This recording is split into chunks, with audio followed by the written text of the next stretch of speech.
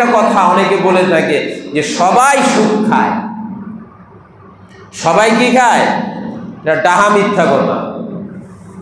সবাই সুদ খায় না, এই কথা কে বলে? যে সুদ খায় সে বলে।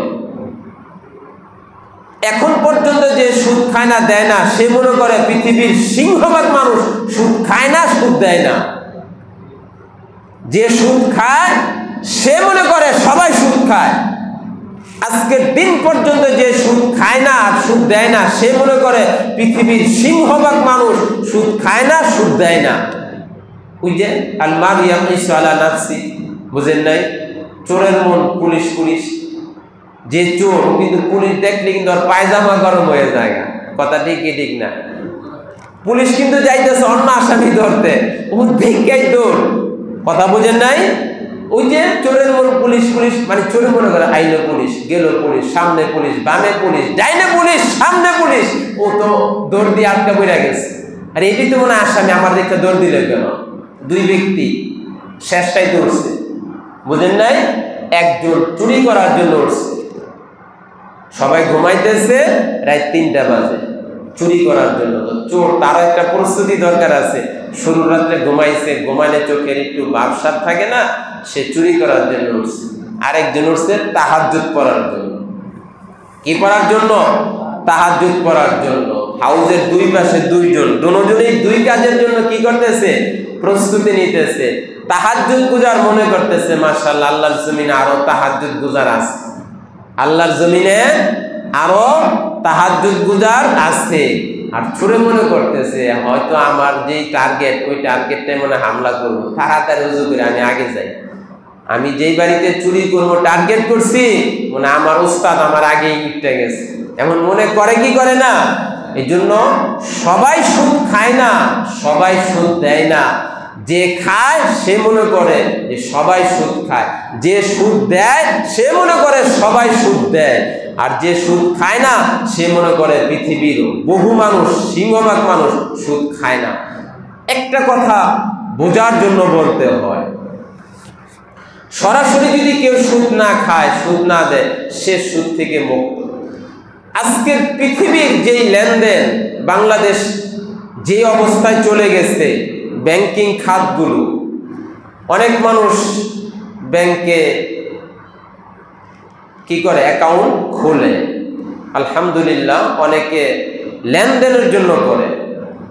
সরকারিভাবে বাধ্য করা হইতেছে ব্যাংকে অ্যাকাউন্ট করতেই হবে। যেমন আপনি দেশের নাগরিক, জন্ম সনদ, এরপরে ন্যাশনাল কার্ড, এগুলো এখন ফরজ কিনা? না, আপনাদের রোহিঙ্গা বানা লাগবে।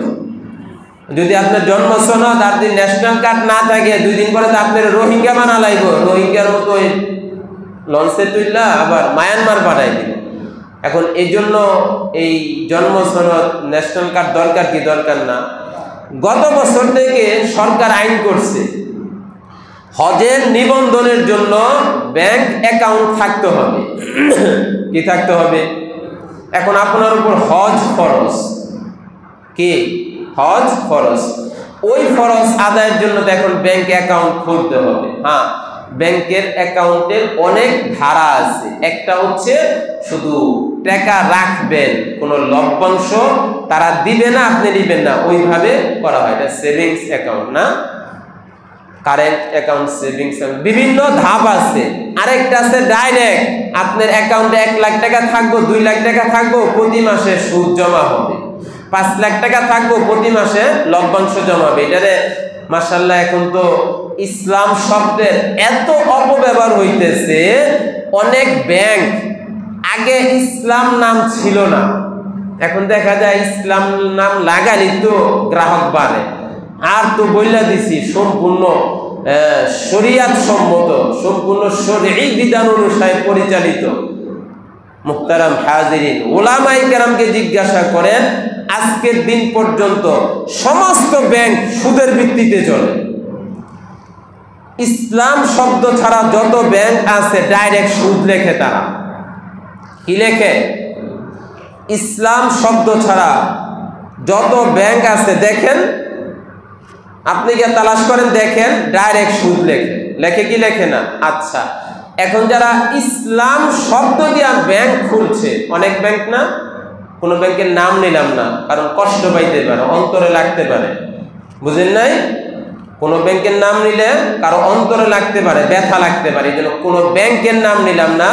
কিন্তু ইসলাম শব্দ দিয়া ব্যাংক খুললেই দেখতেছে কর্তৃপক্ষ গ্রাহকদের ভিড় আর ভিড়, বাবারে বাবা, ভিড় আর ভিড়। তো কথা বলতেছে আজকের যে আয়াত, এই আয়াত লেখা আছে কি, ওয়া হাল্লাল্লাহুল বাইআ ওয়া হাররামার রিবা। যেখানে সুদি লেনদেন চলে ওই জায়গার মধ্যে আল্লাহর এই আয়াত লেখা কি, আল্লাহ ব্যবসাকে হালাল করেছেন, সুদকে হারাম করেছেন। নসিহত করনেওয়ালা, নসিহত দাতা জায়গা মতো নসিহত করতেছে। এই জন্য আমরা যারা রাষ্ট্রীয় চাপের কারণে, রাষ্ট্রীয় নিয়মের কারণে ব্যাংকে অ্যাকাউন্ট খুলতে হয়, অনুরোধ করব ব্যাংক থেকে যত ধরনের মুনাফা লাভ আপনার নামে আসবে এগুলো সব সুদ। নিরাপত্তার জন্য রাখেন, 1 কোটি টাকা 50 লাখ টাকা বাসায় রাখলে হামলা হইতে পারে, চুরি হইতে পারে, ব্যাংকে নিয়ে রাখেন, ওই নিয়তে রাখেন। আর যদি মনে করেন যে আপনার দলীয় চিন্তা চেতনায় অমুক ইসলাম শব্দ লাগাইছে ব্যাংক হালাল, সেটা আপনার ব্যক্তিগত ব্যাপার। আজকের দিন পর্যন্ত আল্লামা তকি উসমানী দামাত বারাকাতুহুল আলিয়া সহ সারা বাংলাদেশ উলামায়ে কেরামের মতামত নেন, ব্যাংকিং সমস্ত লেনদেন সুদের ভিত্তিতে চলে। এরা বুঝায় কি, বুঝায় ব্যবসা করে দেয়। ও ভাই, ব্যবসা করে দিলে আপনি এখন 500 টাকা দিয়া আপনি একটা অ্যাকাউন্ট খুলেন, প্রতি মাসে 500 রাখবেন, 1000 রাখবেন, দেখেন আপনার সাথে সাথে বইলা দিব 5 বছর পরে এত এত। আর এই কাউটাইল গুদারাঘাট থেকে নিয়ে একদম আমাদের কাউটাইলের লাস্ট দোকানদার একজনকে জিজ্ঞাসা করেন যে আগামীকাল আপনি কয় টাকা বিক্রি করবেন, বলতে পারবেন? একজন দোকানদার বলতে পারে কিনা জিজ্ঞাসা করেন। একটা চায়ের দোকানদারকে জিজ্ঞাসা করেন আগামীকাল এই চায়ের দোকানদার, মুদির দোকানদার, ঔষধের দোকানদার, তেলের দোকানদার, কাপড়ের দোকানদার কয় টাকা বিক্রি করবে আগামীকাল, পরশুদিন, তরশুদিন বা এই সামনের এপ্রিল মাসের যতদিন, আপনি লিস্টি নেন। ওনারা তো মাশাআল্লাহ 5 বছর পরে আপনি কত পাইবেন জানাই দিতেছে। কেমন ব্যবসা করনেওয়ালা, এরপরও বুঝি না, এরপরও মনে করি ইসলাম শব্দ, সুতরাং এগুলাকে আবার হারাম বোঝার জন্য বলা, আমলের জন্য বলা। আমলের তৌফিক আল্লাহ আমাদের সকলকে দান করুন। যেহেতু ধারাবাহিক আলোচনায় এই আয়াত চলে আসছে, সুতরাং এই আয়াতের উপর আলোচনা করতেই হবে, তাই না? অনেক মসজিদে তো খতিব সাহেব বলা আছে, হুজুর সুদ সম্পর্কে আলোচনা করবেন না, অন্তরে লাগে। কোথায় লাগে? অন্তরে লাগে। বাংলাদেশের অনেক খতিবের চাকরি গেছে এই সুদের আলোচনা করতে গিয়া, অনেক ইমাম সাহেবের চাকরি গেছে সুদের আলোচনা করতে গিয়া। নিষেধাজ্ঞা দিয়া দিয়েছে। তাহলে আল্লাহর কালামকে নিষেধাজ্ঞা দিয়া দাও। একজন ইমাম খতিব স্বল্প টাকার বেতন করে, বেতনে চাকরি করে, ইমামতি করে, তোমার ক্ষমতা আছে, তুমি ক্ষমতা খাটাইয়া ইমাম খতিব সাহেবের চাকরি খাইয়া দিলা, আল্লাহর কাছে জবাবদিহি করতে হবে তোমার। একজন ইমাম খতিবকে উন্মুক্ত হক কথা বলার পথ সুগম করে দিতে হবে, অন্যথায় যারা জিম্মাদারিতে থাকবে আল্লাহর কাছে তাদের জবাবদিহি করতে হবে, কোনো ব্রেকেট দেওয়া যাবে না। এই জন্য ভাইয়েরা, আজকের যে আলোচনা চলে আসছে না, আজকের যে আলোচনা, আল্লাহ ব্যবসাকে হালাল করেছেন, হ্যাঁ, সুদকে হারাম করেছেন, এটা আমরা বুঝি, বোঝার চেষ্টা করি। লাস্টের তর্জমাটুকু আল্লাহ বলেন, ফামান জাআহু মাউইযাতুম মির রাব্বিহি ফান্তাহা ফালাহু মা সালাফ। সুতরাং যার কাছে তার প্রতিপালকের পক্ষ থেকে ওয়াজ নসিহত আসে, ফান্তাহা ফালাহু মা সালাফ, এরপর সে বিরত থাকে, ফালাহু মা সালাফ, তাহলে যেটা অতিবাহিত হয়েছে সেটা তার জন্য। অর্থাৎ সুদ এর আয়াত হারাম চলে আসছে, এর আগে যা খাইছে এগুলো সব আল্লাহ ক্ষমা করে দিলেন। হারাম করছেন, এরপরে যারা খাবে, যারা জড়াবে, আল্লাহ তাদের ব্যাপারে কঠিন সিদ্ধান্ত নেবেন। তার বিষয় আল্লাহ তাআলার কাছে। ওয়ামান আদা ফাউলাইকা আসহাবুন নার, আর যে সুদের মধ্যে ফিরে আসে, ফাউলাইকা আসহাবুন নার, সুতরাং তারাই জাহান্নামের অধিবাসী।